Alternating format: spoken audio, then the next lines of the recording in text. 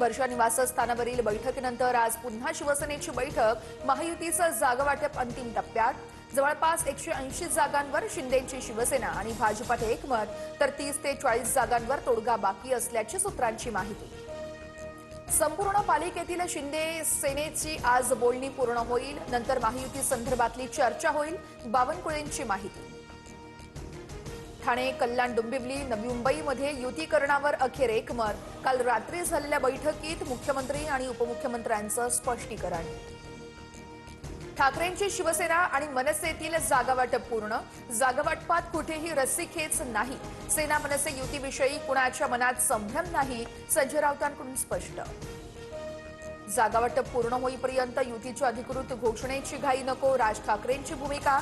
मनसे आणि ठाकरेंच्या शिवसेनेमध्ये माहीम, शिवडी, विक्रोळी, भांडूप, जोगेश्वरी आणि दिंडोशीतील जागेचा पेच कायम।